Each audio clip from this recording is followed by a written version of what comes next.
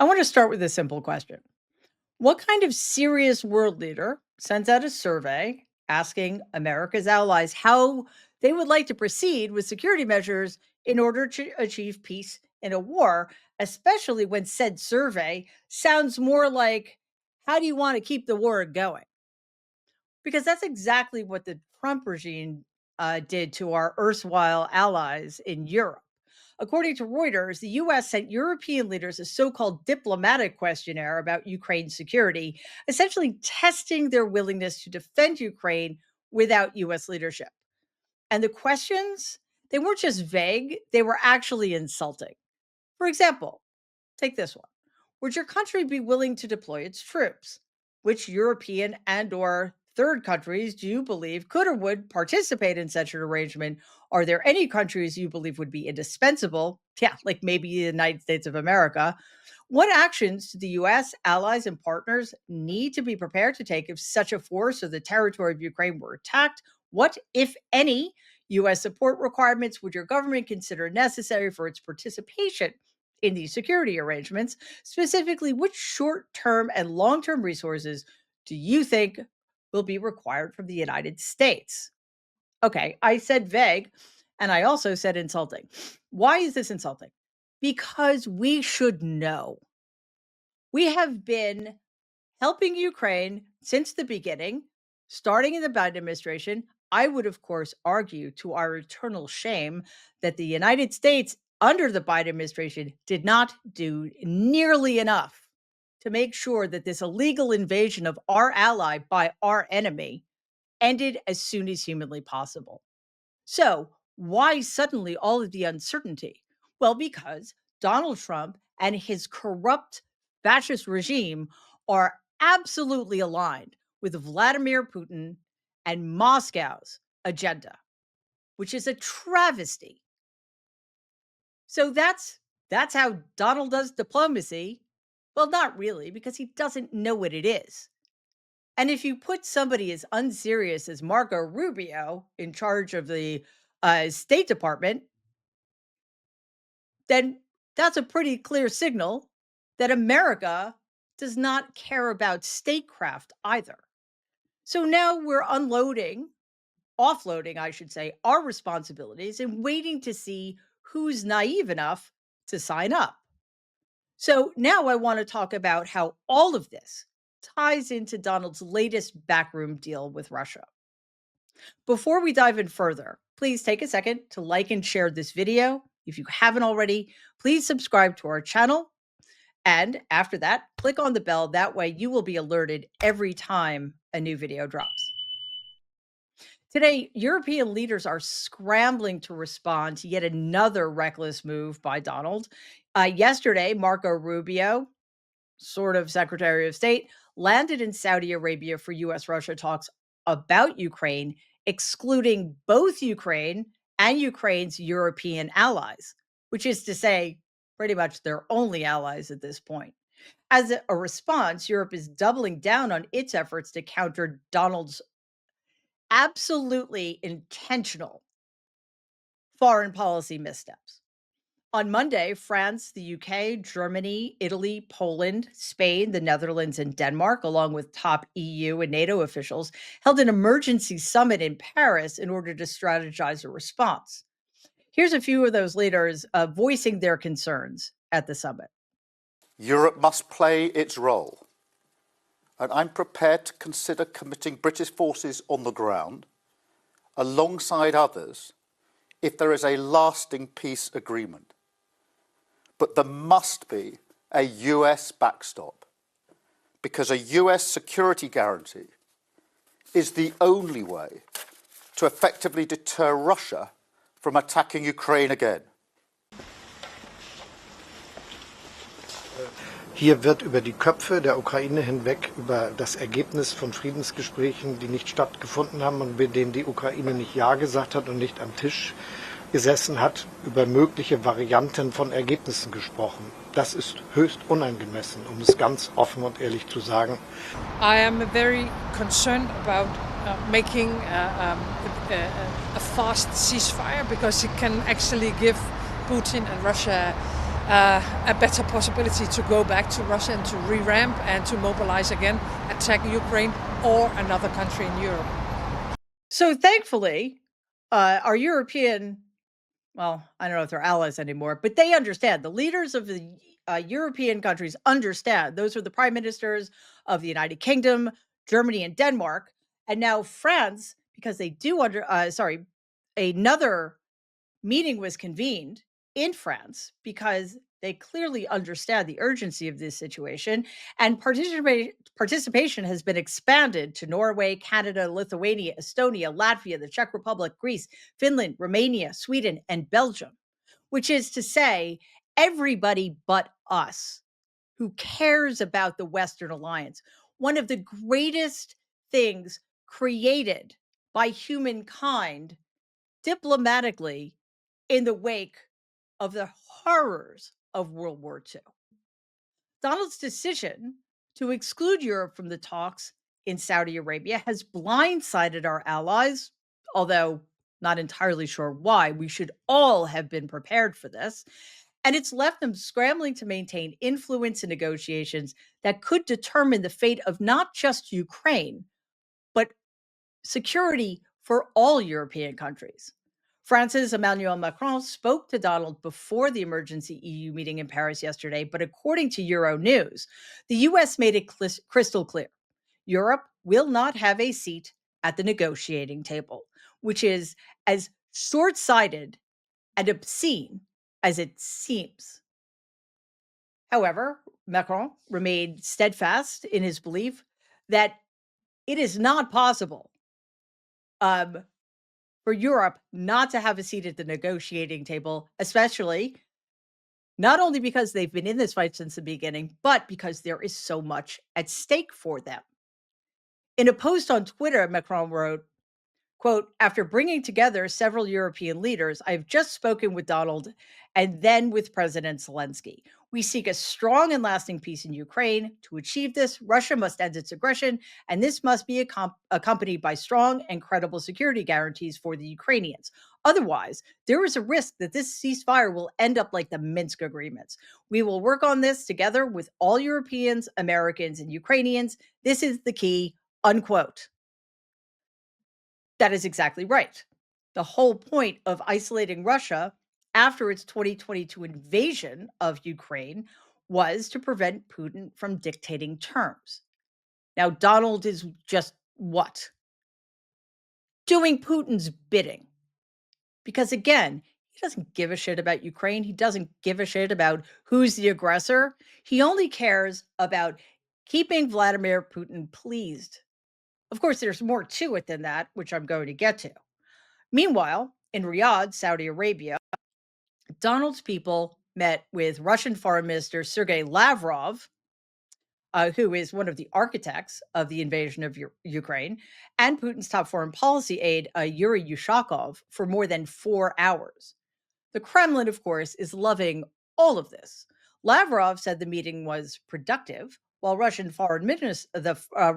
foreign ministry called it, quote, a very serious conversation, unquote. I guess you could say that considering it could be interpreted as a strong arm measure to get what he wanted, of course they're pleased. Sergei Lavrov and top Kremlin officials escalated their demands directly to Donald's negotiating team. And it's not a negotiating team, it's a group of people who are just taking dictation and handing over a list to Donald of everything Putin and Moscow want. Lavrov, of course, rejected NATO membership for Ukraine as not enough, stating that NATO must go even further and revoke its 2008 promise that Ukraine would eventually join the alliance. Lavrov also declared that any NATO troop deployment to Ukraine under any flag would be unacceptable. Russian foreign policy advisor Yuri Ushakov stated that the negotiations with Donald's team were serious and that Russia is looking for a full reassessment of its relationship with the United States. If this does not freak you out, it should. This is such an alarming development. And I think one of the things about it that is so incredibly frustrating, besides the fact that we are betraying one of our greatest allies. We are betraying Western democracy with these moves. But apart from that, what is so frustrating is that we should have seen this coming since 2016 and probably well before that. Zelensky, however, has remained absolutely clear, as crystal clear as the United States is regarding its position on what the future of Ukraine looks like without the support of NATO. We will have low chance to survive without support of the United States. I think it's very important, critical. But I don't want to think about it. Yes, we have to think about it. I don't want to think that we will not be strategic partners. I don't want to think about it because it will make a pressure on morality of Ukrainians, and it will be worse the thing from the very beginning of the war.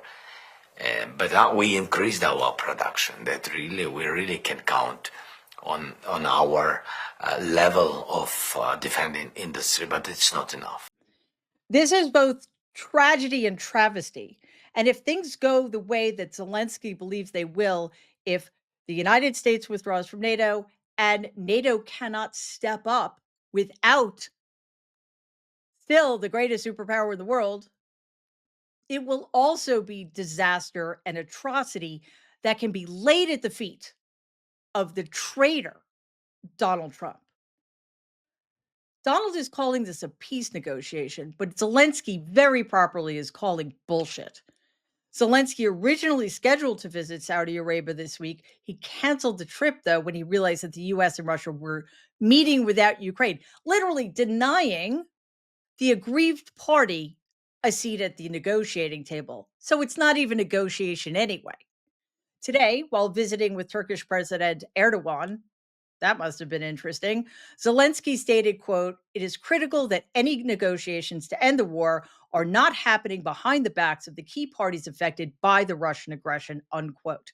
Zelensky has also remained clear over the weekend that he is denying Donald's offer, a deal for the US to take 50% ownership of Ukraine's rare earth minerals in exchange for continued military support. That is called blackmail, happening on the world stage. The deal, so called, was submitted to Zelensky last Wednesday. Here's Zelensky in his own words and explaining his decision not to sign the agreement. We cannot forget about the main idea that was in the very beginning, that let us protect all that, help us defend this, and we will make money on this together. And here it's very important that in this document shall be a term to protect it, and that is the security guarantees. And if we are not given the security guarantees from the United States, I believe that the economic treaty will not work. Former Ukrainian Foreign Minister Dmitry Kuleba went further, quote, "Why should Europe give away the resources that should fuel its own economy to America?" Unquote. It unequivocally should not. This is grotesque. Essentially, what Donald Trump is asking is that Ukraine hand over half of its natural resources to pay for assistance already provided by the United States. What's next? In official press release by the U.S. Department of State, the following cryptic measures were laid out. Establish a consultation mechanism to address irritants to our bilateral relationship with the objective of taking steps necessary to normalize the operation of our respective diplomatic missions.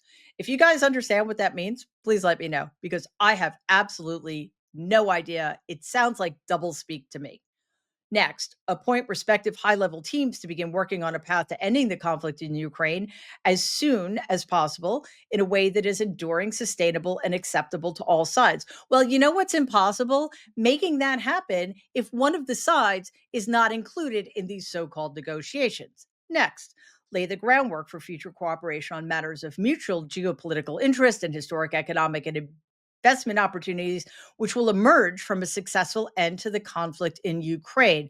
Yes, sure, give everything Russia it wants and let Ukraine not only lose the territory that Russia has already stolen from it, but yes, let's raid Ukraine's natural resources as well, because that's going to work out well for them. And finally, the parties to today's meetings pledge to remain engaged to make sure the process moves forward in a timely and productive manner, again, at the total expense of Ukraine and the Ukrainian people who did absolutely nothing wrong, while their enemy profits from their illegal invasion because this twisted, corrupt man is tragically in charge of the United States government. Donald's team is moving ahead as if Ukraine's future can be decided without Ukraine. The Trump regime is already in talks of meeting with Russia again. I guess it went really well for them. And Putin has extended invitation for Donald to visit Moscow in the near future, which is something a president of the United States should absolutely never do. The gesture has caused speculation when Donald could join, whether Donald could join Putin on Red Square this May. That would be when Russia commemorates the 80th anniversary of its victory in World War II. And the idea of these traitors to humanity, Donald, a traitor to Ukraine, a traitor to the Western Alliance, a traitor to Western liberal democracy, has any business celebrating World War II is enough to make my head explode. Guys, this is what happens when a deviant, cruel, broken man who literally cares about nothing but money and his own personal wealth is put in a position of such vast power. It will end badly for everybody, including him. But there are so many more people, potentially millions of people, who will suffer grievously in the meantime. I want to end with what Christoph Heusgen, who's chairman of the 2025 Munich Security Conference, gave in his farewell address at the event on Saturday. With Ewald von Kleist, this conference started as a transatlantic conference. After the speech of Vice President Vance on Friday, we have to fear that our common value base is not that common anymore. I'm very grateful to all those European politicians that spoke out and reaffirmed the values and principles that they are defending. No one did this better than President Zelensky. Let me conclude, and this becomes difficult.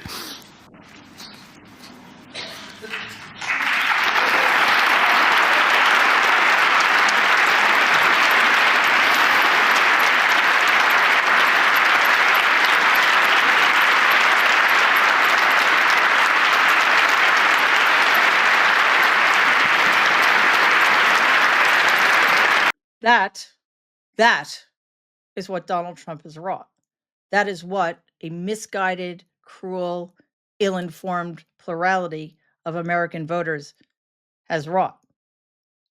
I cannot improve upon Heusgen's words, except I would just say it is not that our values and European values are no longer closely aligned. They're not aligned at all. America is in the throes of a fascist movement, and I worry for all of us, but right now in particular, I worry for our ally, Ukraine. Please take a second and like and share this video. It'd be awesome if you could subscribe to the channel. If you're listening to us in podcast form, please follow us and give the show a 5-star rating because it really does help other people find our content. Thanks.